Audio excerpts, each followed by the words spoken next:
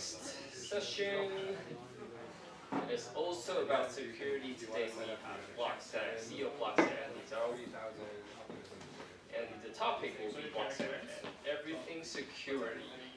Let's begin. So I'm Jeff from RS3, and Andy, can you do like a short introduction and brief on your project as well? Sure. My name is Andy, and I'm CEO of BlockSec. BlockSec is a security company, so we are a B2B security company, so which is different from GoPlus. Yeah, GoPlus is focusing on the end user security. Yeah, we are focusing on the business and security. So basically, we provide the security services to protocols, so mainly the DeFi protocols and blockchains. So we develop security auditing services. We use security tools for these protocols to protect their assets inside the protocols, protect their assets in the blockchain. And we also have some open source tools for the crypto users. So we also have some products for crypto users. Yeah, that's great. So the MetaSleuth, right? Yeah. And MetaSleuth is a browser extension which can enhance the user experience on the user scan. We have the data labels, and we have the fund flow. We also provide different shortcuts to the useful tools, like the debunk, debug, and many useful tools. And we also have a C-end crypto investigation platform called MetaSuites, which is widely used in the investigation community. So basically, if you want to investigate an address, like you have your fish, you want to know where your money goes, right? You can use our tool to track the fund flow of the address. Yeah. So basically, BlockSec is a security company, and we provide the security service to B-end customers, and we also have some tools for the C-end customers. Yeah. Right. Cool. So basically, if you want to track a wallet, yeah, it can be like transactions, also for NFTs as well. Yes. Everything. Yes. So we can track the ERC20 token, native token, and NFT token, and all other tokens. Yes. Yes. You name it. Right. Okay. I need that. Let me try it out. Yeah. So first question: as the CEO of BlockSec, what inspired you to establish your company focusing on cybersecurity? Yeah. So honestly, I have like more than 15 years experience in security. So basically, before creating BlockSec, I was in we call it traditional security, Web2 security. Oh, okay. Yeah. So I was working on the mobile security for like 5 or 6 years. We have the mobile malware detection system, something like that. Then when I joined Zhejiang University in 2018, so I need to find a new research area. So because because you are independent researcher, you need to have your own research area. And at that time, I found that blockchain is a very promising research area because you can write smart contracts, you can control your code logic, you can control your data, and through these smart contracts. So, but we also find that there are many problems on into this space, like the scams, the vulnerabilities inside the smart contract. And what different from the traditional security in Web3 is that in Web3 security, what we are protecting are real user assets like money, right? So in Web3, because we are protecting users' money, the requirements for security is real, and the users and the protocols, they can pay for these services. But in traditional Web2 security, most of the security requirements are compliance. You need to satisfy some compliance to, required by the government, required by some standards. So it's not, from my point of view, it may not crack, but from my point of view, most of the Web2 security requirements are not real. So they're just a compliance requirements. So because of this different size, I find that the MetaSuites is much more amazing. And what we do is protect users' real assets, right? If we the services we are providing, the tools we are developing are real, can help users save their real money. I think it's much cool than the traditional ones. So that's the reason I jumped into this space. That's awesome. Yeah. For the greater good. Yeah. So how does BlockSec differentiate itself in this cybersecurity landscape? Like, what do you think that makes BlockSec stand out in the crowd? Okay. Yeah, I think there are two perspectives that differentiate BlockSec from other companies or competitors. So first of all is that BlockSec is we are providing services more than code auditing, because when talking about the business security in Web3, most of people are asking about it as code auditing, right? So, but we are providing much more tools and the SaaS platforms for the protocols than the auditing. So why is that? That's because we find the auditing cannot solve the security problems of the protocols. That's because auditing can only find performing a code review before the protocol being deployed on production. So after the protocol being deployed on production, there is no security measures of these protocols, which is not good. And if someone hacking your protocol, even the protocol operators, they do not know about that. So we have so many cases that we find an attack transaction on the blockchain, and we want to notify the protocols, but because of different time zones, they are sleeping. So that's the reason we think the code auditing cannot solve the code auditing alone cannot solve the security issues of protocol. So because of that, we developed the attack monitoring and more importantly attack blocking technique to monitor the malicious transaction, and we can even block the attack transactions for the protocol to save their assets. So this is, I think, one perspective we differentiate from other security vendors.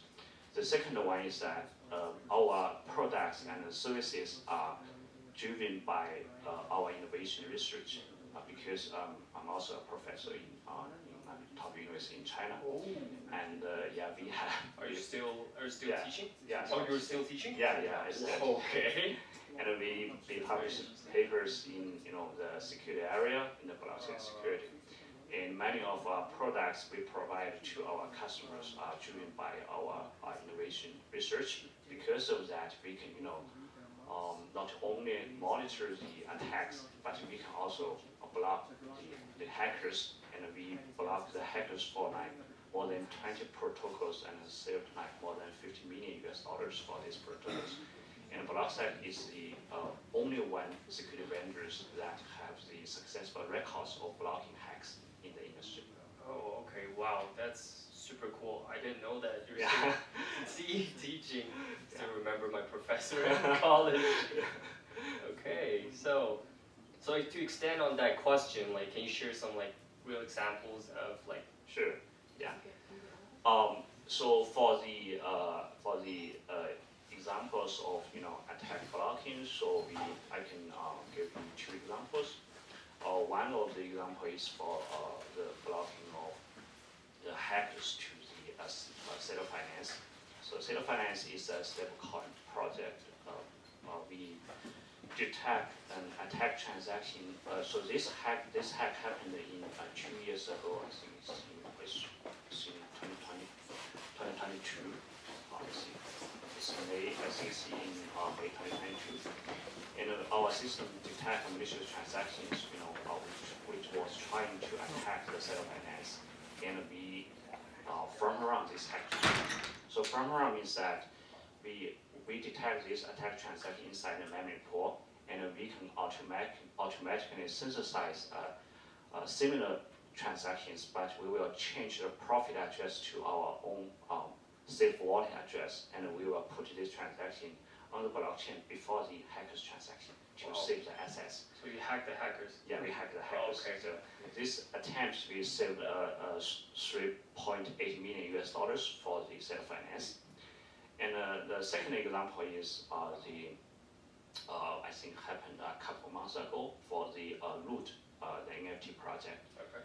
So the Loot project, basically our system detect a malicious proposal which was submitted by the hacker. So if this proposal if this proposal passes, then all the assets inside the Loot, the void, will be transferred to the attack's address. But at that time, the Loot, the operator of the Loot project, they do not know about this malicious proposal.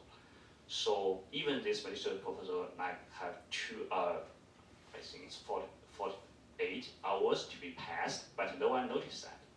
So we detect this malicious proposal and we notified the project operators, and the project operators, they call for the Loot holders to vote against this malicious proposal and save all the assets inside the void.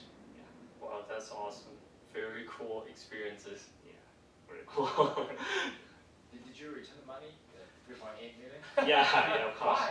Yeah, we return the money. Did they provide bounty though? Yeah. Some of them do. Okay. It's like white hack. Yeah. White hack. Yeah. So exactly. So for the white hack, since even inside the community, there are some debate about these things, because honestly, there are so many hackers, they do not return money, and some of them they ask too much for the bounty. Okay. So yeah, in the community it's hard to say.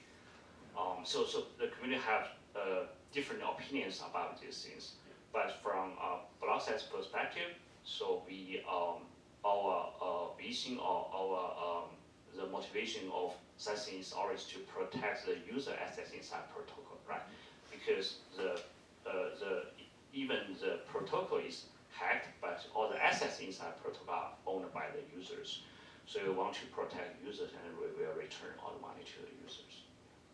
Oh, that's really awesome. Really for the greater good.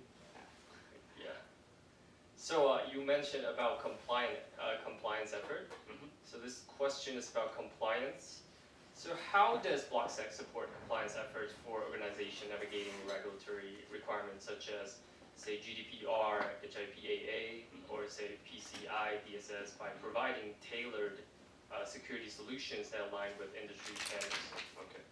Yeah, I think for current BlockSec business, so we do not provide the compliance as you mentioned, but we provide the Web3 specific compliance and regulation services, which is the anti-money laundering services. That's because some entities like the exchanges, they need to ensure that there's no dirty money flowing into or flowing out from their exchanges. So they need to, when a user transfers some tokens into their exchanges, they need to ensure these tokens are clean. They are not from the stolen users' money. So we provide the data labels and the risk information for the token transfers for the exchanges, so that they can using such information, they can build their own compliance for inside the exchanges. Yeah. Okay, awesome. So looking toward the future, what trend or challenges are you foreseeing in this cybersecurity landscape, and also for BlockSec, how do you position BlockSec, and how do you pivot yourself to fit into this future landscape of crypto? Okay.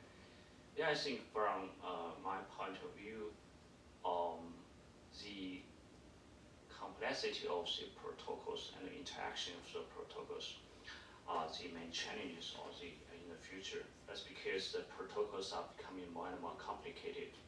So because in early stage we only have like simple tokens, ERC20 tokens, ERC780 NFT tokens, but now we have the complicated DeFi protocols, and we even have the perpetual options exchange, something like that. It's very complicated, and this requires the cross-domain knowledges between the financial, computer science, mathematics, and the information security guys to come together to build reliable and secure protocols. So this is the main challenge for not only for BlockSec, but even for the whole industry, because we do not have enough tenants that have such cross-domain knowledges to build a very secure protocol. So this is main challenge. As second trend or the challenge we see is that there are so many L2 chains now, and the L2 chains, because if you are operating a blockchain, you need to have much deep security knowledge than operating a protocol. That's because you need to understand the consensus, you need to understand the network protocol, you need to understand the execution environments like contracts, things like that. But we find many L2 operators, they do not have such deep knowledge to protect the protocols running on inside the L2 chains. And I think this is the trend and challenges we have seen. But inside BlockSec, we always find solutions to solve these issues. I'm not saying that we have solved these problems, but we are on the way, to. Okay, for sure. So in that sense, if you were to provide a better all-rounded solution, are you currently working or collaborating with another cybersecurity project to build a more well-rounded solution? Yeah, of course, yeah. So we are working with a couple of different players inside this area. We are working with Phalcon Foundation. Correct. Phalcon Foundation, because they have the monitoring platform, and we are leveraging their infrastructure to monitor the phishing transactions, and we provide alerts using the Phalcon platform to alert users if the user has been phished.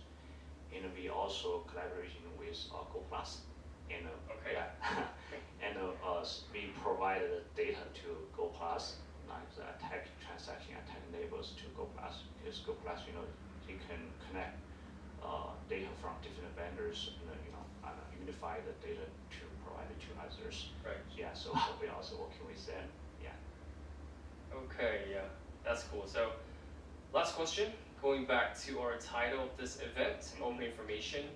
So it is the same for Go Plus. So if Web3 is the future of open information, then security in Web3 is the backbone of open information. And what is open information to you?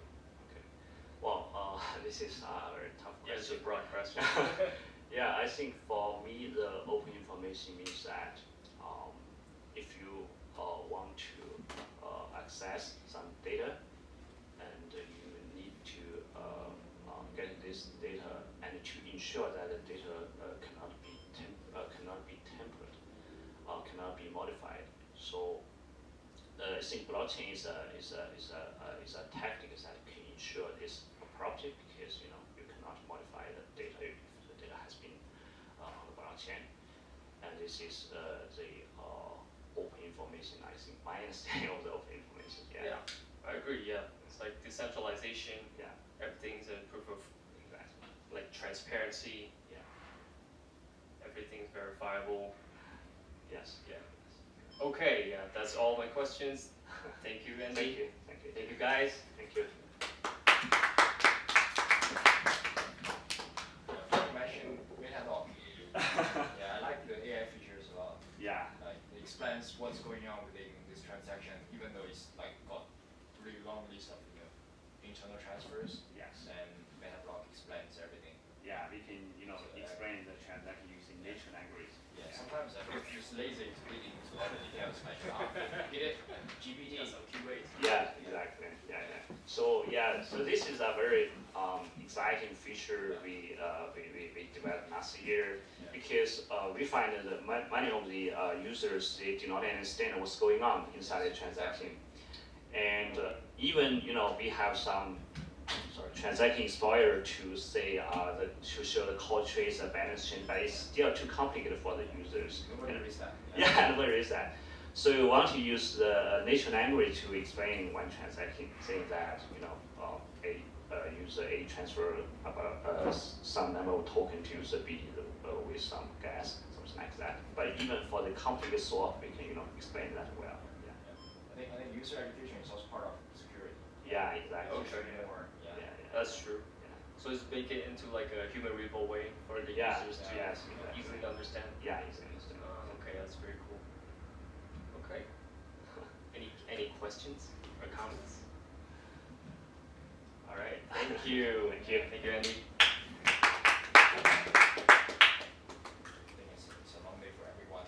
Yeah. It is. Shutting myself down. Yeah. Thank you guys for joining. Thanks. It's a long day. Yeah. Is it over? Like, I think it's pretty much over.